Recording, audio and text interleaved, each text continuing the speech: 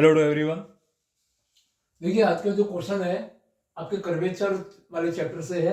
तो ये first unit के अंदर जो बीटीयू वाले एग्जाम दे रहे हैं तो ये कर्वेचर का क्वेश्चन है जिसमें ये कहा गया है कि at any point of P on this ellipse prove that rho that means radius of curvature is equal to something and इसको और प्रूव करना है a square b square upon small p and small p is perpendicular length from origin to tangent. That mean suppose इसका आप diagram समझ लीजिए कि small P क्या है। ये जो स्मॉल पी बताया गया है वो क्या है। मान लीजिए ये आपका इलिप्स है, ये सपोज आपका ellipse x square upon a square y square upon b square is equal to 1। ये इलिप्स है। अब इलिप्स के ऊपर कोई भी पॉइंट पी होता है तो इसके पी के कोऑर्डिनेट आप ले सकते हैं कि यहाँ पे देखिए इलिप्स की इक्वेशन ए स्क्वायर एंड यहाँ पे बी स्क्वायर है तो a cos theta and b sin theta ये इलिप्स के पैरामेट्रिक कोऑर्डिनेट्स है। क्लियर।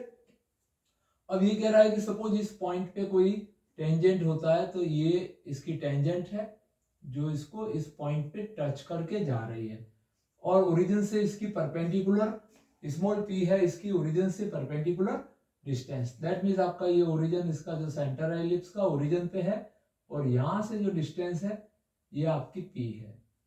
दैट मीन्स आपको टेंजेंट का इक्वेशन निकालना पड़ेगा। तो देखिए टेंजेंट का इक्वेशन क्या रहता है। सबसे पहले equation of tangent of ellipse. तो इलिप्स का इक्वेशन रहता है x square upon a square y square upon b square is 1। तो एक्स स्क्वायर को अपन बदल दे देते हैं x x1 upon a square, y square को y1 upon b square is equal to 1। और x1 और y1 वो पॉइंट है जो इसके x1 and y1। That means a cos theta is x1 and b sin theta is y1। तो x1 और y1 के वैल्यू रखते हैं तो टेंजेंट का इक्वेशन आपको a cos थीटा यहाँ पे रखेंगे तो that means ax cos of theta upon a square plus by sine of theta upon b square is equal to 1। और यहाँ पे a से a कट जाता है और b से b कट जाता है तो इसकी टेंजेंट की इक्वेशन आ जाती है। सबसे पहले इस टेंजेंट वाले पार्ट को अपन देख लेते हैं। तो इक्वेशन ऑफ टेंजेंट आपके पास मिलेगा x cos theta upon a plus y sine theta upon b minus 1 is equal to 0। ये स्टैंडर्ड फॉर्म में अपन ने इक्वेशन लिख दिया ax plus by plus c is equal to 0 form के अंदर। और परपेंडिकुलर जो डिस्टेंस p रहती है तो ये p डिस्टेंस ओरिजिन से रहेगी तो दैट मीन्स आपके x और y की जगह पे 0 0 आ जाएगा। दैट मीन्स x कोऑर्डिनेट भी 0 y कोऑर्डिनेट भी 0। यहाँ पे मैग्नीट्यूड में -1 रहेगा और यहाँ पे रहता है x कोफिशिएंट का स्क्वायर। तो x का स्क्वायर x का coefficient cos theta upon a है। That means cos square theta upon a square plus sine square theta upon b square. LCM is a square b square. तो यहाँ पे a स्क्वायर से divide करेंगे then b square cos square theta plus a square sign square theta. तो यहाँ से p का वैल्यू देखिए ये रूट के अंदर a स्क्वायर बी स्क्वायर है तो क्या होगा ये रेसिप्रोकल होके ऊपर आ जाएगा। Then p is equal to ab upon root of, ये दोनों स्क्वायर में थी तो ये रूट से स्क्वायर हट गया है तो यहाँ पे आपके पास बचेगा b square cos square theta plus a square sign square theta. इसको आप इक्वेशन 1 मान लीजिए। This one small p that means perpendicular distance from origin to tangent. तो ये अपन ने सबसे पहले फाइंड कर लिया है। इसको यहाँ पे अपन लिख देते हैं p को। तो देखिए आपके पास p वैल्यू, इसको लास्ट में अपन रो फाइंड करने के बाद में p का वैल्यू रखेंगे। That means p is equal to आपके पास आया हुआ है a b upon root of यहाँ पे b square cos square theta plus a square sign square theta. इसको इक्वेशन 1 मान लेते हैं। अब अपन रो की तरफ बढ़ते हैं। देखो रो फाइंड करने के लिए अपने पास दो मेथड है, पैरामेट्रिक फॉर्म में भी बदल सकते हैं और सीधे dy/dx वाले डायरेक्ट जो वो फॉर्मूला है डेरिवेटिव वाला उससे भी कर सकते हैं। सपोज अपन इस मेथड फर्स्ट के अंदर डायरेक्ट मेथड से करते हैं तो देखिए अपने पास में रो का वैल्यू क्या आता है। Rho is given by 1 plus dy by dx का square and whole power 3/2 upon d2 by dx2। ये रो का फॉर्मूला है और एक इसके लिए पैरामेट्रिक फॉर्मूला भी अपने पास में रहता है।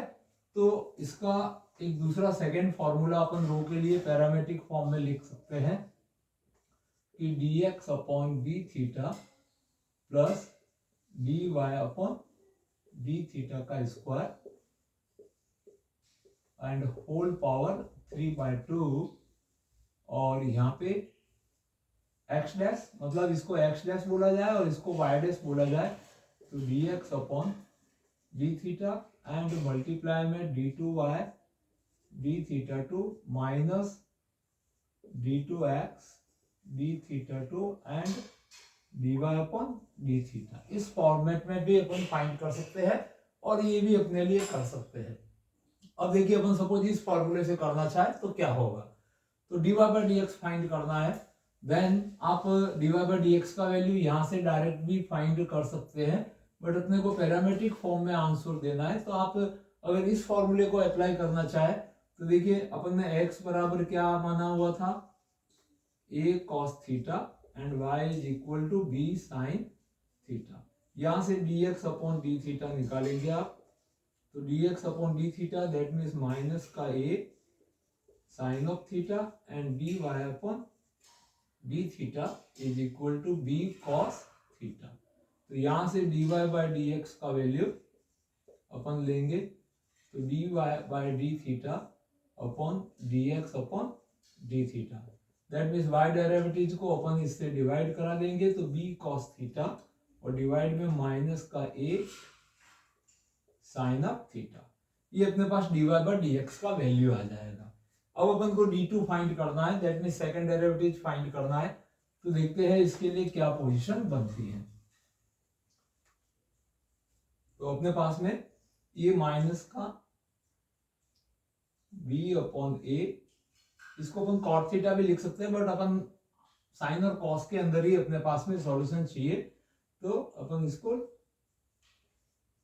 ये b upon a cot theta लिख दिया।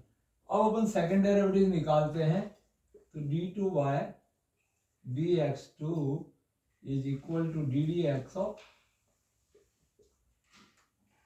इसका अपन सेकंड डेरिवेटिव निकालते हैं that means dy by dx। तो ddx of dy by dx अपने पास आया हुआ है माइनस का b upon a cot of theta, यहां से minus b upon a is constant और cot थीटा का डेरिवेटिव अपन फाइंड करेंगे तो माइनस cos स्क्वायर होने से ये प्लस में आ जाएगा और मल्टीप्लाई में d थीटा अपॉन dx आएगा। d थीटा अपॉन dx का वैल्यू यहां से ले लेंगे अपन, यहाँ पे dx अपॉन d थीटा है तो इसका रेसिप्रोकल वैल्यू अपन लगा देंगे तो b अपॉन a कॉसेक को अपन लिख सकते हैं रेसिप्रोकल में ले जाके sine square theta multiply by इसका रेसिप्रोकल वैल्यू दैट मीन्स, तो इसका रेसिप्रोकल करेंगे देन माइनस का 1 upon a sine of theta. तो यहां से ये सेकंड डेरिवेटिव्स की वैल्यू भी अपने को मिल चुकी है।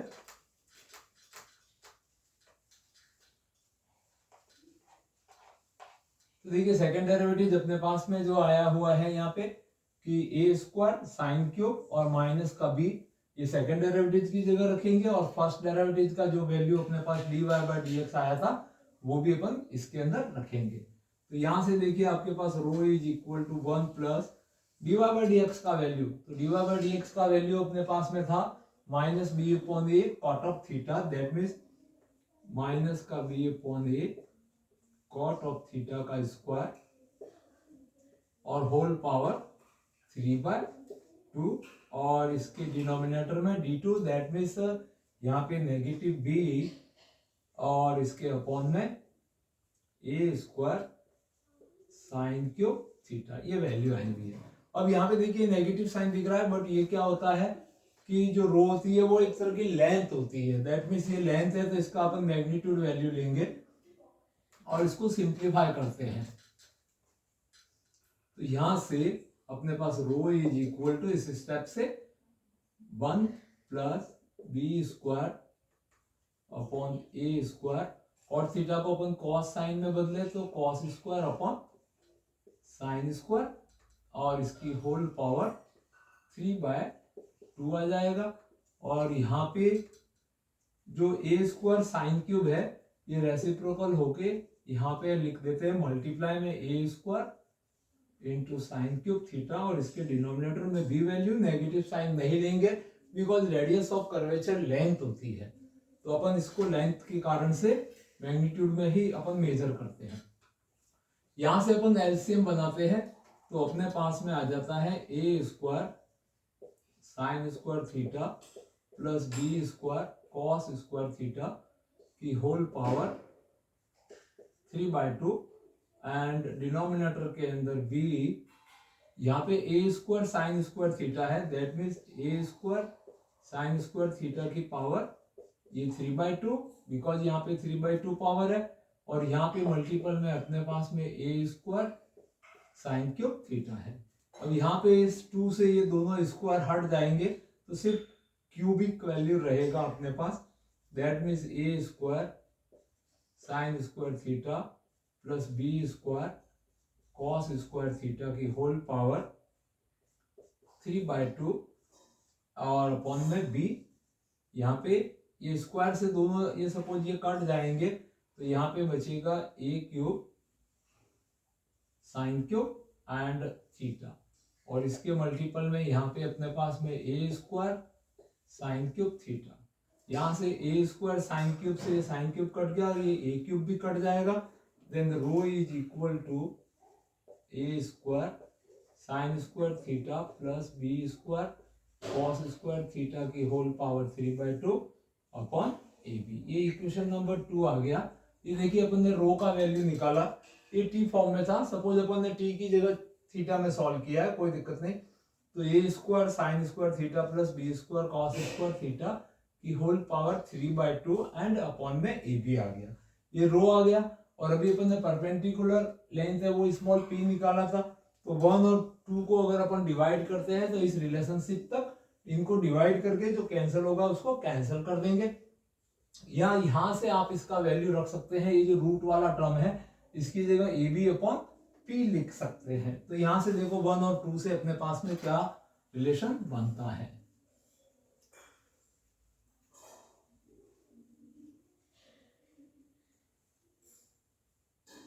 तो देखिए बाय इक्वेशन 1 यहां से अपन इसको सॉल्व कर देते हैं, तो बाय 1 ये जो रूट है इसको अपन 1/2 पावर लिख सकते हैं, क्लियर। तो इसका क्यूबिक दोनों तरफ क्यूब लगा देते हैं, that means p cube is equal to a b का whole cube and upon b square cos square theta plus a square sign square theta, यहाँ पे क्यूब लगाएंगे तो ये 3/2 पावर हो जाएगा, क्लियर। और इस 3/2 पावर की जगह पे अपन यहां से इसको क्रॉस मल्टीप्लाई लेंगे तो इसका रेसिप्रोकल आ जाएगा, दैट मीन्स यहां से इसको अपन सही अरेंज करें तो a square sign square theta plus b square cos square theta की power 3/2 is equal to a b upon small p का होल क्यूब। इसको अपन ने क्रॉस मल्टीप्लाई करके ले लिया और इस वैल्यू को अपन रख देते हैं यहाँ पे, तो रो का वैल्यू देखिए अपने पास में क्या आता है। तो यहां से कंटिन्यू लेते हैं कि रो इज इक्वल टू, यहां से रो इज इक्वल टू ये वैल्यू है, इस वैल्यू की जगह ये सब्स्टिट्यूट कर देंगे तो यहाँ पे आ जाएगा अपने पास में a b upon small p का होल क्यूब, और यहाँ पे डिनोमिनेटर में ऑलरेडी अपने पास में क्या पड़ा हुआ है, ए बी है, क्लियर। तो अब अपने पास में कौन कौन सा टर्म्स बचेगा, तो यहां से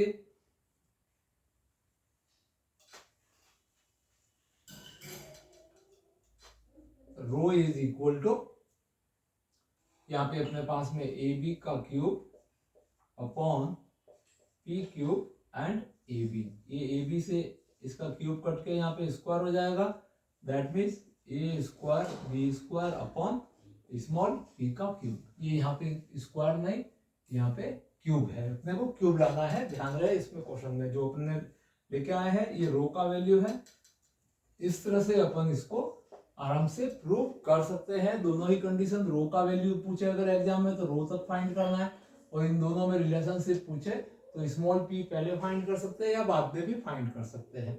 तो इसी तरह से इस क्वेश्चन को देखिए, आपके अगर सिलेबस में है और एग्जाम में आने के चांस है, आप बीएससी कर रहे हैं या इंजीनियरिंग मैथ्स से हैं, तो बने रहे हमारे चैनल पे और भी अच्छे क्वेश्चन जानने, समझने, सीखने के लिए।